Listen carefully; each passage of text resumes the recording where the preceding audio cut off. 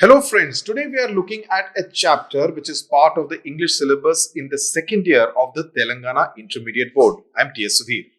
నా పేరు ఉమా సుధీర్. మనం ఇవాళ తెలంగాణ ఇంటర్మీడియట్ బోర్డ్ లో ఇంగ్లీష్ సబ్జెక్ట్ లో సెకండ్ ఇయర్ ఒక లెసన్ చూస్తున్నాము. దాని పేరు polluting the world. It is taken from the internet, so there is no author who has been credited with this particular essay or the contents, but it's a very important chapter because it's about the world of today and what is the damage that is actually taking place to the environment in the world today. అంటే ఇది literature అని మనం చాలా అనుకోకలేము, ఎందుకంటే ఇది internet నుంచి తీయబడింది. దీన్ని essence importance ఎందుకంటే ఇవాళ లోకంలో ఇది చాలా ఇంపార్టెంట్ ఒక టాపిక్ కాబట్టి మీకు అవేర్నెస్ ఎట్లా ఉంది అన్న దానికి కాంప్రిహెన్షన్ రూపంలో కూడా అడగొచ్చు, క్వశ్చన్స్ రూపంలో కూడా అడగొచ్చు. దాని వల్ల దీనికి ఇంపార్టెన్స్ ఉంది. చిన్న చాప్టరే కానీ చాలా రెలెవెంట్ చాప్టర్, చాలా ఇంపార్టెంట్ చాప్టర్ అన్నమాట. Okay, so before we get into the actual essay, let's just read the portion which has been given about the lesson in your textbook. అంటే కొన్ని కీ వర్డ్స్ ఉంటాయి కదా, అవి మన మైండ్ లో పడిపోవాలన్నమాట. ఎట్లాంటిది? Pollution లో డిఫారెస్టేషన్, ఇండస్ట్రియలైజేషన్, ఇండస్ట్రియల్ ఎఫ్లుయెన్స్, అట్లాంటి words మీరు కొంచెం ఫెమిలియర్ చేసుకోవాలి. ఒక్కొక్క సెంటెన్స్ తను చదువుతూ ఉంటే నేను దానికి మీనింగ్ చెప్తాను, కానీ మీరు ఇంగ్లీష్ లోనే రాయాలి కాబట్టి ఇండస్ట్రియల్ ఎఫ్లుయెంట్ అన్న మాట కావచ్చు, లేకపోతే గ్యాస్ పొల్యూషన్ అన్నది కావచ్చు, ఇవన్నీ మనం టాక్సిక్ ఎలిమెంట్స్ అన్నది, ఈ వర్డ్స్ మీరు చూసుకోండి. దాని స్పెల్లింగ్ కూడా చాలా గమనించండి. మేము ప్రొనౌన్సియేషన్ కూడా ఇప్పుడు చెప్తున్నాము. ఎఫ్లుయెంట్స్ దానికి ఏం స్పెల్లింగ్ ఉంటుంది, టాక్సిక్ ఏం స్పెల్లింగ్ ఉంటుంది అనేది మీరు టెక్స్ట్ బుక్ పెట్టుకొని చూసుకోవచ్చు. Okay. Living in a serene and pure atmosphere has become a dream of the past. This is because the world is becoming increasingly polluted. అంటే ఈ ప్రపంచం చాలా దానిలో కాలుష్యం పెరిగిపోతుంది. ఇప్పుడు మనం ఒక నిర్మలమైన స్వచ్ఛమైన ఒక అట్మాస్ఫియర్ అంటే వాతావరణం ఉండాలి అనుకున్నది ఒక కళ లాగానే ఉంది అంటున్నారు. ఎందువల్ల నెక్స్ట్ చెప్తారు. Pollution has not only caused widespread damage to the environment but is threatening the very existence of future generations. అంటే పొల్యూషన్ వల్ల మనకి చాలా డ్యామేజ్, మన మన వాతావరణానికి మళ్ళీ మన ప్రపంచానికి చాలా డ్యామేజ్ వచ్చింది దాని వలన, కాలుష్యం వలన. అండ్ దాన్ని మనము ఇప్పుడు మన వచ్చే తరాలు, ఫ్యూచర్ జనరేషన్స్ అంటే వచ్చే తరాలకు అసలు ఎగ్జిస్టెన్సే ఉంటుందా అన్నది, ఎగ్జిస్టెన్స్ అనే వాళ్ళు బ్రతికి ఉంటారా అన్నదానికి ఒక ప్రశ్న చిహ్నం అయిపోయింది అంటున్నారు అనమాట. There are several factors which contribute to pollution. It is essential to understand the gravity of the situation and take up remedial measures on a war footing. Only then can we prevent further damage to the environment and save the human race. అంటే చాలా factors ఉంటాయి, అంటే reasons ఉంటాయి pollution కి. దాన్ని మనం అర్థం చేసుకుంటేనే, అంటే ఎంత సీరియస్ ఇది ఇష్యూ అని మనం అర్థం చేసుకుంటేనే మనం దానికి రెమెడియల్ అంటే దానికి నివారణ ఏముంటుంది అనేది చూడొచ్చు. అండ్ వార్ ఫుటింగ్ అన్నది వాడారు పదం. వార్ ఫుటింగ్ అంటే ఏంటి? ఇప్పుడు ఒక యుద్ధ ప్రాతిపదిక ఉన్న ఒక విషయం లాగా దీన్ని అంటున్నారు అనమాట. అంటే మనం చాలా సీరియస్ యాక్షన్ తీసుకోవాల్సి ఉంది. అట్లాగే మనము ఫ్యూచర్ డ్యామేజ్ అంటే దీనికన్నా ఇంకా దానికి నాశనం కాకుండా మన వాతావరణము మనం ఎలాంటి చర్యలు తీసుకోవచ్చు, మళ్ళీ హ్యూమన్ రేస్ అంటే మానవ జాతిని ఎలా కాపాడుకోవచ్చు అన్నది చెప్తున్నారు. In the essay Polluting the World, the writer expresses his fears about the survival of future generations in the context of increasing environmental pollution. అంటే ఈ ఎస్సేకి ఎంటైర్ ఎసెన్స్ ఏంటంటే మనకి ఫ్యూచర్ జనరేషన్స్ లో పొల్యూషన్ అంటే కాలుష్యం పెరగడం వలన ఎలా ఫ్యూచర్ జనరేషన్స్ సర్వైవ్ కాలేరు, అంటే వాళ్ళు బ్రతకలేరు అన్న విషయం గురించి ఆయన చెప్తున్నారు. The growth of population in the world is one of the reasons for pollution. Progress in technology is another major cause of pollution. అంటే రెండు మెయిన్ రీజన్స్ ఇక్కడ చెప్తున్నారనమాట. ఒకటి ఏంటి, జనాభా పెరగడం వలన ఎంత పెద్ద విషయాలు అంటే ప్రాబ్లమ్స్ వస్తున్నాయి. రెండో విషయం ఏంటి అంటే సాంకేతిక పురోగతి వలన, ప్రోగ్రెస్ వలన కూడా, అంటే టెక్నాలజికల్ ప్రోగ్రెస్ లేకపోతే మనం మంచిది అనుకుంటాం కదా, కానీ అలాంటి సాంకేతిక పురోగతి వలన కూడా చాలా ప్రాబ్లమ్స్ వస్తున్నాయని రెండు మెయిన్ రీజన్స్ చెప్తున్నారు. That's because also the kind of electronic waste that is dumped, you dump your old mobile phones, old laptops, old computers, that all adds to the electronic pollution also in the world. Pollution is also caused by quarries, mines, vehicles, industries, military poison gases and nuclear tests. Water is polluted with industrial waste, food is contaminated with fertilizers and pesticides, air is polluted with the fumes of vehicles.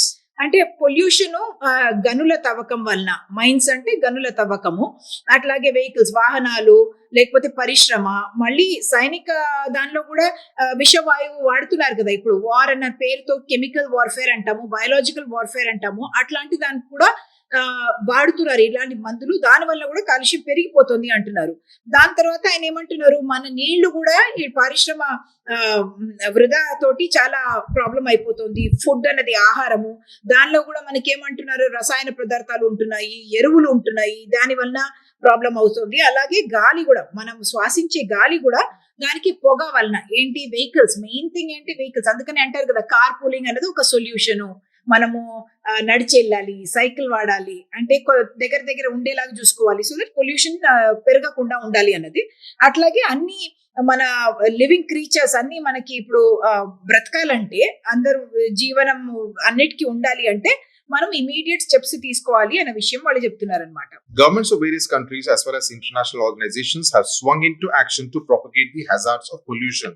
Campaigns such as Swachh Bharat program generate awareness about issues relating to sanitation, health, the need to cleanse rivers and the need to check deforestation. అంటే మనం ఇప్పుడు ఏమేం చేస్తున్నాం, దీనివల్ల action ఏం తీసుకుంటున్నాము అన్న విషయం కూడా చెప్తున్నారనమాట ఈ చాప్టర్ లో. అంటే మన కంట్రీ లెవెల్లో స్వచ్ఛ భారత్ లాంటి ప్రోగ్రామ్స్ ఉన్నాయి. అట్లాగే అంతర్జాతీయ లెవెల్లో కూడా ఆర్గనైజేషన్స్ మాట్లాడుతున్నాయి కదా, యునైటెడ్ నేషన్స్ ఎన్వైరన్మెంట్ ప్రోగ్రామ్ అని ఉంటది, అందరూ క్లైమేట్ చేంజ్ గురించి మాట్లాడుకుంటున్నాము.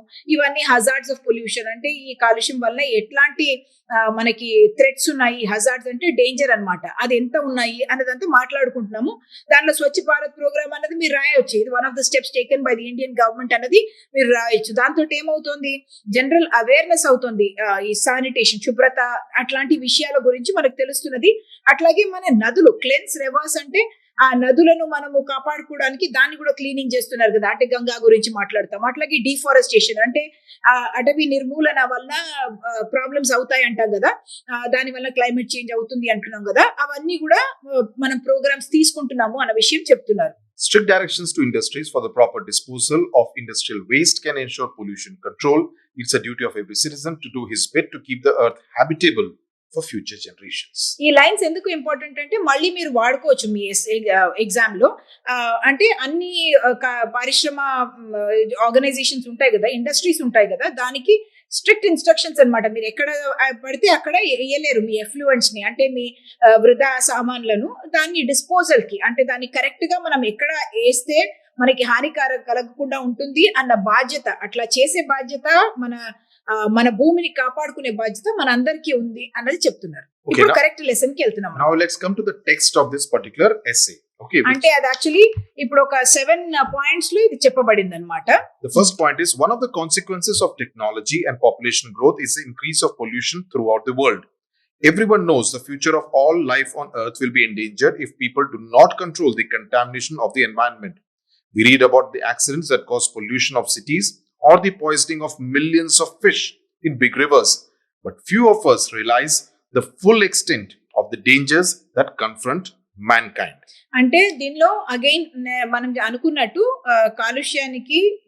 కాలుష్యం వలన మన ప్రపంచానికి చాలా ఒక పెద్ద ఒక ఆపద ఉంది, ఒక డేంజర్ ఉంది అని చెప్పేసి వాళ్ళు ఏమంటున్నారంటే, ఒకటి సాంకేతిక పురోగతి వలన, మళ్ళీ జనాభా పెరగడం వలన చాలా ప్రాబ్లమ్స్ వస్తున్నాయి. దీని వలన కంటామినేషన్ అన్నది పొల్యూషన్ అన్నది కాలుష్యం అన్నది మనం అనుకోవచ్చు. అట్లాంటిది కాకుండా మనకి యాక్సిడెంట్స్ కూడా జరుగుతున్నాయి. అంటే ఇప్పుడు భోపాల్ గ్యాస్ ట్రాజడీ అంటారు కదా, ఆ ఇండస్ట్రీలో అట్లా గ్యాస్ బయటకు వచ్చేసి చాలా తరతరాలకు ఇప్పుడు జెనెటిక్ ప్రాబ్లమ్స్ ఉంటున్నాయి అనమాట. అట్లాగే కేరళలో ఎండోసల్ఫాన్ అనేది ఒక మందు వాళ్ళ ఏరియల్ గా వాడే వాళ్ళ చెట్లకు, దానివల్ల అక్కడ ఉన్న పిల్లలకు అంతా చాలా జెనెటిక్ డిఫెక్ట్స్ అట్లా వచ్చాయి.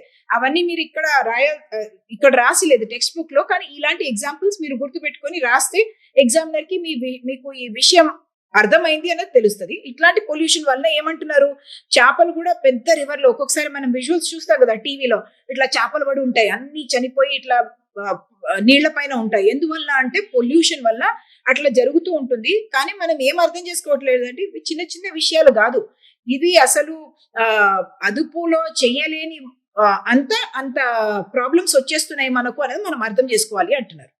Pollution can take many forms: derelict landscapes caused by quarrying or mining, destroyed forests, industrial effluent, indestructible garbage, motor car fumes, farming chemicals, military poison gases, nuclear tests, etc. Pollution can poison the air we breathe, the water we drink, and the food we eat. The pronoun we refers not only to men, women, and children, but also to all our fellow creatures on earth: insects, birds, fish, and mammals. So basically trying to make the point that it is man's responsibility to take care not just about mankind, that is men, women, and children, but also about all the creatures on earth. I mean, we have a collective responsibility to ensure that the earth remains habitable and safe for everyone on earth. అంటే దీనిలో first దానిలో problem ఎంత అని చెప్పారు. Second దానిలో ఎలాంటి forms ఉండొచ్చు దీనివల్ల, దాని కాన్సిక్వెన్స్ అంటే దానికి ఉన్న రిజల్ట్ ఏంటి అని చెప్తున్నారు. డెరిలిక్ట్ అంటే వదిలివేసిన ఇలా ప్రకృతి దృశ్యాలన్నమాట. అంటే అట్లా ఉంటుంది. మైనింగ్ అయిన తర్వాత, డిఫారెస్టేషన్ అయిన తర్వాత ఎట్లా ఉంటుంది, అట్లాంటి ప్రకృతి దృశ్యం అన్నమాట. వదిలివేసిన అబెండెంట్ లాగా అనిపిస్తుంది అనమాట. దాని గనులు కావచ్చు, లేకపోతే అడవి నిర్మూలన కావచ్చు, లేకపోతే మనం మాట్లాడినట్టు మిలిటరీ విషవాయువులు కావచ్చు, లేకపోతే న్యూక్లియర్ టెస్ట్ అంటే అణు పరిశోధనలు ఉంటాయి కదా, అవి కూడా ఉండొచ్చు. దీనివల్ల ఏం కాన్సిక్వెన్స్ అవుతుంది, మనం శ్వాసించే గాలి కావచ్చు, మనం తాగే నీళ్లు కావచ్చు, లేకపోతే మనం తినే ఆహారం కూడా కావచ్చు, అవన్నీ కూడా కలుషిపడుతున్నాయి. అండ్ ఇక్కడ మనం అంటే మనం మనుషుల గురించి మాత్రం కాదు, మన ప్రకృతి, మన ఫెలో క్రీచర్స్ అంటే మన తోటి జీవులు ఉంటాయి కదా, ఫిష్ కావచ్చు, అనిమల్స్ కావచ్చు, ఇన్సెక్ట్స్ కావచ్చు, దాని అందరి గురించి మనం ఆలోచించాలి. ఒక విషయం చెప్పాలి, ఆలోచించడం మాత్రం కాదు, కాలుష్యం చేస్తున్నది కూడా మనమే చేస్తున్నాం, హ్యూమన్ బీయింగ్సే చేస్తున్నాము, కానీ వాళ్ళందరూ దానికి కాన్సిక్వెన్స్ ని అనుభవిస్తున్నారు అనమాట. It is true that progress in knowledge that has led to the development of science and technology, which has in turn profoundly altered our environment. For example, fertilizers and insecticides have increased agricultural output, which is required to feed the swelling population of the world. Okay, దీనిలో మళ్ళీ ఏమంటున్నారంటే ఇది key ఒక line అనుకోండి. Progress in knowledge has led to development of science and technology which has in turn profoundly altered our environment అంటున్నారు. దీనిలో ఏమంటున్నారంటే మనకి నాలెడ్జ్ పెరగడం వల్ల మంచిది అనుకోవచ్చు ఒక విధంగా సైన్స్ అండ్ టెక్నాలజీ, కానీ దానికి నెగటివ్ కాన్సిక్వెన్సెస్ కూడా ఉన్నాయి అనే విషయం చెప్తున్నారు. ప్రొఫౌండ్లీ అంటే చాలా లోతైన విధంగా మన వాతావరణాన్ని దాన్ని చేంజ్ చేసింది అనేది. దాంట్లో ఫస్ట్ ఎగ్జాంపుల్ ఏమి ఇచ్చారు, ఇట్లా ఒక లైన్ ఇచ్చేసి మీకు ఏం ఎగ్జాంపుల్స్ అడగొచ్చు. అప్పుడు మీరు అనాలి, ఏంటనాలి, ఈ రసాయన పదార్థాలు, రసాయన ఎరువులు వాడడం వలన, లేకపోతే ఇది పురుగుల మందులు, ఇన్సెక్టిసైడ్స్ అంటే పురుగుల మందులు వాడడం ఎందుకు చేస్తాము, మనం కృషి ఉత్పత్తి పెరగాలి అని మనం అది చేస్తాము. దానివల్ల కృషి ఉత్పత్తి పెరిగింది కూడా, గ్రీన్ రెవల్యూషన్ అంటాం కదా. కానీ దాని కాన్సిక్వెన్స్ ఏముంది, దానివల్ల చాలా ప్రాబ్లమ్స్ వస్తున్నాయి, హెల్త్ ప్రాబ్లమ్స్ వస్తున్నాయి అన్న విషయం చెప్తున్నారు. అండ్ టూ విషయాలు అంటే సైన్స్ అండ్ టెక్నాలజీ ప్రోగ్రెస్ వలన ఒక నెగటివ్ కాన్సిక్వెన్స్, మళ్ళీ పాపులేషన్ వల్ల కూడా.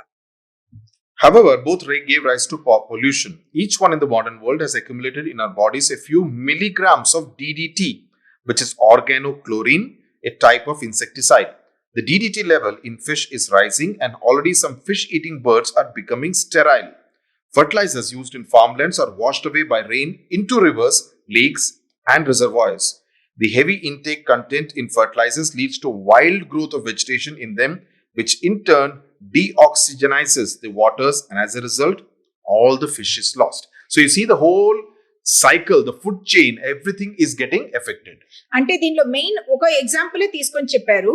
అగ్రికల్చరల్ అవుట్పుట్ పెరగడానికి కోసం మనం ఫర్టిలైజర్స్, కెమికల్స్, పెస్టిసైడ్స్ వాడుతున్నాము. దాని కాన్సిక్వెన్సెస్ పాజిటివ్ అయితే మనకు తెలుసు, అవుట్పుట్ పెరుగుతోంది కాబట్టి మన కంట్రీ సస్టైనబుల్ గా కూడా అయింది. అంటే ఫుడ్ సెక్యూరిటీ వచ్చింది అంటాం కదా, అంటే అందరికీ సరిపోయేలాగా మనకి ఇప్పుడు ఉత్పత్తి ఉంది, దానికన్నా ఎక్కువ కూడా ఉంది. కానీ నెగటివ్ కాన్సిక్వెన్సెస్ ఏమున్నాయి అని చెప్తున్నారు ఈయన. ఏంటి అంటే DDT అన్నది అందరికీ తెలిసిన విషయమే, ఒక మందు అనమాట.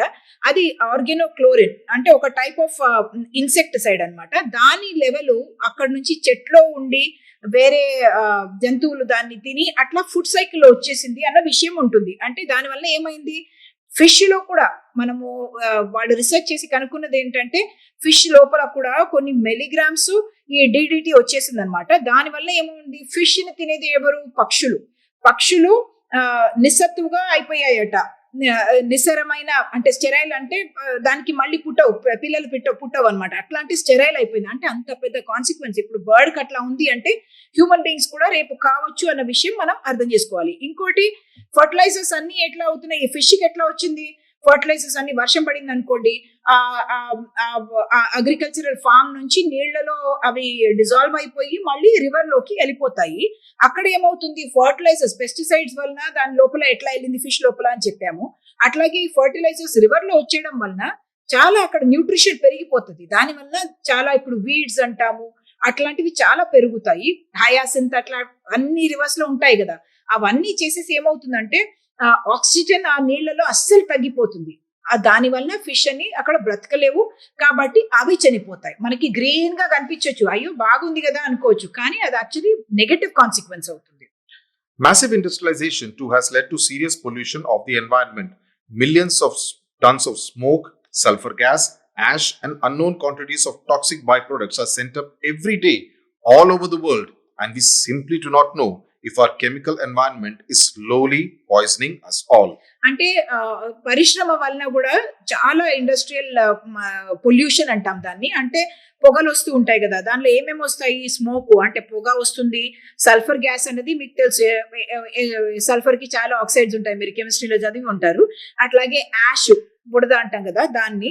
And unknown quantities of toxic, ఏమైనా టాక్సిక్ ఉండొచ్చు, అవన్నీ మనకు వచ్చి మన అట్మాస్ఫియర్ లో ఉన్నాయి, మనకు అవి కనపడట్లేదు, కానీ మనకి ఎంత హాని చేస్తున్నాయి అనేది మనకే తెలియదు అంటున్నారు. ఎందుకంటే దానికి కూడా పూర్తిగా పరిశోధనలు, టెస్ట్ మనము చెయ్యట్లేదు, మనకి ఎట్లాంటి కాన్సిక్వెన్స్ ఉంది అని. కానీ ఆస్తమా పెరిగిపోతుంది, క్యాన్సర్స్ పెరిగిపోతున్నాయి, అవన్నీ చదువుతాం.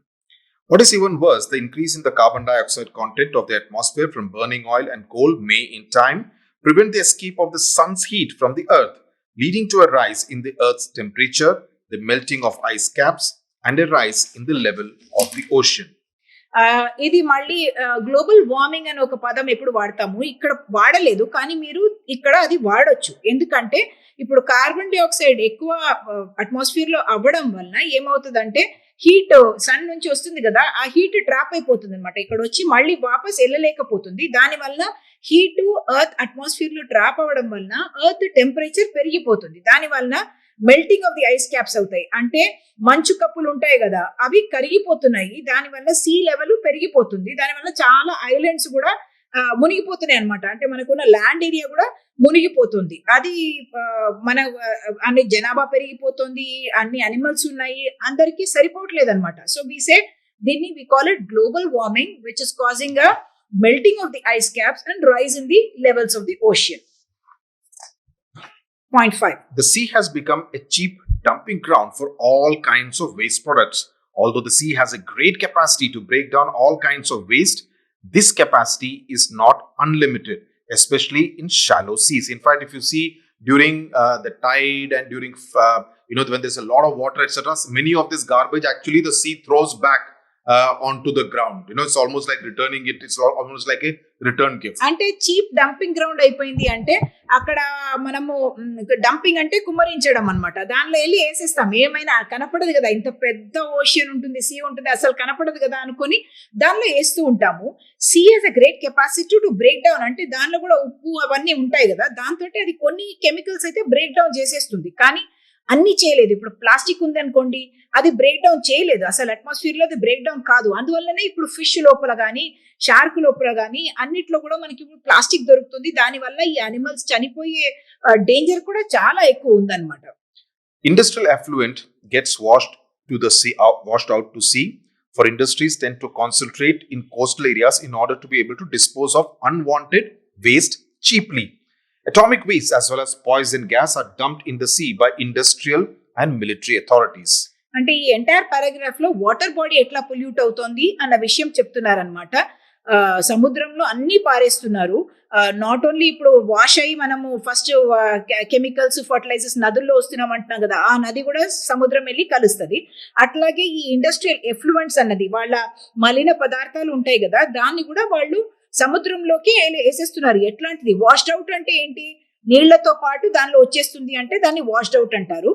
అందుకని ఈ ఇండస్ట్రీస్ అన్ని ఇట్లా మన కోస్టల్ ఏరియా ఉంటుంది కదా, అక్కడ దాన్ని పెట్టుకుంటున్నారు. ఎందుకంటే ఈజీగా డిస్పోజ్ చేసేయచ్చు, లేకపోతే చాలా వాళ్ళు ఇండస్ట్రియల్ ఎఫ్లూయెంట్ ప్లాంట్ పెట్టాలి, ట్రీట్మెంట్ ప్లాంట్ పెట్టాలి, దానికి చాలా ఖర్చు అవుతుంది అన్న ఐడియా తోటి వాళ్ళు ఒక షార్ట్ కట్ తీసుకుంటున్నారు అనమాట. అట్లాగే అటామిక్ వేస్ట్ కూడా చెప్పారు, మళ్ళీ అణుపదార్థాలు ఉంటాయి కదా, న్యూక్లియర్ వేస్ట్, అట్లాంటివి కూడా దానిలో వేసేస్తున్నారు. మిలిటరీ అథారిటీస్ కూడా ఇక్కడ బ్లేమ్ చేస్తున్నారు అనమాట. మనం మాట్లాడుకున్నాం కదా ఇప్పుడు విష వాయువులు, లేకపోతే వాళ్ళు కెమికల్ బయాలజికల్ వార్ఫేర్ ఆడుతున్నాము. ఒక్కొక్క దేశాలు మనకే అనుకుంటున్నాము, వేరే వాళ్ళకి టార్గెట్ చేస్తాం అనుకుంటున్నాం, కానీ లోకం ఫుల్ దానికి ఇఫెక్ట్ ఉంటుంది అని చెప్తున్నారు. Chemical and biological warfare, like nuclear warfare, could one day destroy mankind. The weapons used destroy not merely the enemy, but vast civilian population as well. It seems we can expect a steady rise in leukemia and bone cancer in the world. అంటే already మనకి ఇప్పుడు actually మనం figures చూసామనుకోండి, క్యాన్సర్ది almost 1 in every 10 ఉంది అంటున్నారు. అది పెరుగుతూనే ఉంది క్యాన్సర్ది. దీంట్లో ఏమంటున్నారంటే కెమికల్ అండ్ బయోలాజికల్ వార్ఫేర్ మనం ఇది కావాలని చేస్తున్నది. ఒకటేమో కాన్సిక్వెన్స్, డెవలప్మెంట్ ది కాన్సిక్వెన్స్, ఇంకోటి ఇక్కడ మాట్లాడుతున్నది మనము వేరే వాళ్ళతోటి యుద్ధం కోసం వాడే పదార్థాల గురించి చెప్తున్నారు అనమాట. కెమికల్ బయోలాజికల్ వార్ఫేర్, అట్లాగే న్యూక్లియర్ వార్ఫేర్, అణుగుండులు అట్లా తయారు చేస్తారు కదా, అవన్నీ వలన ఈ లోకమే ఒక రోజు అయిపోయే ఒక డేంజర్ వచ్చింది అంటున్నారు. ఎందుకంటే మనం ఎనిమి కోసం అది వాడుతున్నామని అనుకోవచ్చు, కానీ అదే గాలిలో తిరుగుతూ ఉంటది కదా ఆ కెమికల్, మనం కూడా అదే శ్వాసిస్తాము, మనకి కూడా దాని వల్ల హాని కలుగుతుంది. అండ్ దీని వల్ల మనం you must remember this point అనమాట. లుకీమియా అంటే బ్లడ్ క్యాన్సర్, దాని స్పెల్లింగ్ చూసుకోండి, LEUKAEMIA అని వచ్చింది. లుకీమియా అనేది బ్లడ్ క్యాన్సర్. అట్లాగే బోన్ క్యాన్సర్, దాది కూడా పెరుగుతూ ఉన్నాయి వరల్డ్ లో అని. బోన్ క్యాన్సర్ మాత్రం కాదు, అన్ని క్యాన్సర్స్ యాక్చువల్లీ పెరుగుతున్నాయి. It would be foolish to shut our eyes to the dangers of the pollution that human beings cause. It is true that more and more people have become aware of the dangers of pollution. Rivers are being gradually restored to health. International organizations are trying to keep the seas clean. అంటే ఆయన ఏమంటున్నాడు, ఇది అంటున్నారంటే ఈ కాలుష్యం వలన కలిగే మన డేంజర్స్, అంటే ఎంత పెద్ద డేంజర్ ఉందో దాని గురించి మనం కళ్ళు మూసుకుంటాము అంటే అది పెద్ద మూర్ఖత్వం అని అంటున్నారు. అండ్ ఈ పారాగ్రాఫ్ లో ఆయన చెప్పదలుచుకుంది ఏంటంటే చాలా మందికి ఇప్పుడు దాని గురించి అవేర్నెస్ వస్తుంది, దాని గురించి ఏంటి, దీని కాన్సిక్వెన్స్ ఏముంటుంది అన్నది చాలా మందికి తెలుస్తోంది. అండ్ ఆ డేంజర్ ఏంటి, దానివల్ల ఎలాంటి హాని మనకు కలుగుతుంది, మన లోకానికి కలుగుతుంది అనేది కూడా తెలుస్తుంది. అందుకని rivers are also being restored to health. అంటే మనము నదులను క్లీన్ చేసుకుంటున్నాము, దానిలో ఉన్న కచరాలు తీసుకుంటున్నాము. ఇప్పుడు there is a project called Namami Gange where the Ganga is being cleaned by the central government. Industries are being asked to pay large sums to meet the cost of disposing of effluents. Campaigns are being organized against cutting down trees. Public opinion is gradually being aroused to concern, and if all of us become concerned about our environment, we shall be able to keep the earth habitable for future generations. అంటే industries కూడా ఇప్పుడు చాలా strict గా ఉంటున్నారు. ఇప్పుడు pollution control board అని ఉంటుంది, అన్ని స్టేట్స్ లో ఉంటాయి. వాళ్ళు ఇండస్ట్రీస్ కి చెప్తారనమాట, మీరు ఇట్లాంటి పొల్యూటెంట్స్ వదలలేరు, మీ మీద లీగల్ యాక్షన్ ఉంటుంది. అంటే వాళ్ళు అట్లాంటి ట్రీట్మెంట్ ప్లాంట్ పెట్టుకునే వాళ్ళు చేయాలి. వాళ్ళు చేసే బిజినెస్ అయినా, వాళ్ళు చేసే ఇండస్ట్రియల్ ప్రొడక్షన్ అయినా అది పెట్టుకుని చేయాలి. అట్లాగే క్యాంపెయిన్స్ కూడా చాలా నడుస్తున్నాయి కదా, చెట్లు అసలు మీరు కట్ చేయొద్దు. ఇప్పుడు మనము హైదరాబాద్ లోనే చూస్తే ఒక పెద్ద ఎక్స్ప్రెస్ వే ఏదో బిల్డ్ చేయాలనుకోండి, అక్కడ లేకపోతే రోడ్ లే చేయాలంటే చెట్లను నరికేస్తున్నారు. దానికి అగేన్స్ట్ కూడా సిటిజన్స్ రైజ్ అవుతున్నారు. రైజ్ అయ్యి ఏమంటున్నారు, మాకు చెట్లు కావాలి, దానివల్ల ఎన్వైరన్మెంట్ అంటే టెంపరేచర్ పెరిగిపోతుంది, పొల్యూషన్ పెరిగిపోతుంది అనే విషయాలు సిటిజన్స్ చెప్తున్నారు. అంటే ఇది అవేర్నెస్ వలన దాని కాన్సిక్వెన్సెస్ తెలుసుకొని జనాలు చేసే ఒక యాక్షన్ అన్నమాట. క్యాంపెయిన్ చేసి గవర్నమెంట్ తోటి నెగోషియేట్ చేస్తారు, ఇది రూల్ కి వైలేటింగ్ గా ఉంది, ఇట్లా చెట్లు నరికేయొద్దు, కాంట్రాక్టర్లు అట్లా చేస్తున్నారు అని. మనం కూడా ఒక అవేర్ సిటిజన్స్ గా యాక్షన్ తీసుకుంటేనే మనం ఈ లోకాన్ని కాపాడొచ్చు. మళ్ళీ habitable for future generations. Habitable అంటే ఇక్కడ జీవించి ఉండాలంటే మనం ఎట్లాంటి పరిస్థితులు ఇక్కడ ఉండాలి అన్న విషయము హ్యాబిటబుల్ అని అర్థం అన్నమాట. So that is as far as this particular article is concerned. The questions will basically be about where you will be expected to write out the facts which are mentioned in this particular article. Also explain what you have understood from this article as to what each one of us can do in order to ensure that the environment remains protected and the earth remains habitable for future generations. అంటే మీకు దీనిలో points అది మాత్రం కాకుండా maybe you can just read some of this so that they come to know the pronunciation. We have done it through the chapter, but if you read each of these, దాని pronunciation ఎట్లా వచ్చింది, consonant ఎట్లా వచ్చింది, syllable ఎట్లా వచ్చింది అనేది మీకు అర్థమవుతుంది. For instance, a word like endangered, endangered is how you pronounce this particular word. Contamination, meaning కూడా మీరు తెలుసుకోవాలి దీనికి. Confront, derelict, effluent, profoundly, DDT, sterile, toxic, breakdown, shallow, leukemia, campaign, habitable. So you need to understand the pronunciation of the word and also see which consonant, that is a consonant, which are the 21 consonant 5 vowels undi. So which were, if there is a silent consonant also in any one of them. So the questions are essentially about, the sentence that was the pronoun we refers not only to men, women and children, but also to our fellow creatures on earth, insects, birds, fish and animals. So it's taken from the text. You basically need to put it in context and explain what exactly it అంటే means. దానిలో ఆ sentence ఇచ్చేసి వాళ్ళు ఏమంటున్నారంటే అనోటేట్ the following in about 100 words అంటున్నారు. అంటే మీరు ఈ లైన్ ఈ చాప్టర్ నుంచి తీయబడింది, ఇది ఇంటర్నెట్ నుంచి ఉన్న చాప్టర్, దాని చాప్టర్ పేరు పొల్యూటింగ్ ద వరల్డ్ అని, then you will explain why we are saying we and ఏం డేంజర్స్ ఉన్నాయి. అంటే అన్నిటికీ ఒక జనరిక్ మీరు ఆన్సర్ తయారు చేసి పెట్టుకున్నారు అనుకోండి. మనం అన్నాం కదా dangers of pollution, causes of pollution, consequences of pollution, and then you will say what is the action being taken. ఇది చేసుకుంటే మీరు యూజువల్లీ అన్ని answers చెప్పగలుగుతారన్నమాట. Right. So that's as far as this particular chapter, polluting the world, is concerned. As I said in the beginning, this is relevant to all of us living on this earth. So you need to know it, understand it, and be able to articulate, explain what is there in this particular chapter, right? మీకు keywords problem ఉంటే అదే అంటున్నా కదా, ఒక 10 keywords మీరు పెట్టుకోండి, దాని around answers రాయండి. ఏ క్వశ్చన్ అడిగినా మీరు ఆ వర్డ్స్ వాడి మీరు answer రాసేయచ్చు. Keywords essentially means the key points in every chapter. Okay, so thank you very much for watching. I hope this is very clear to you. Thank you so much for watching.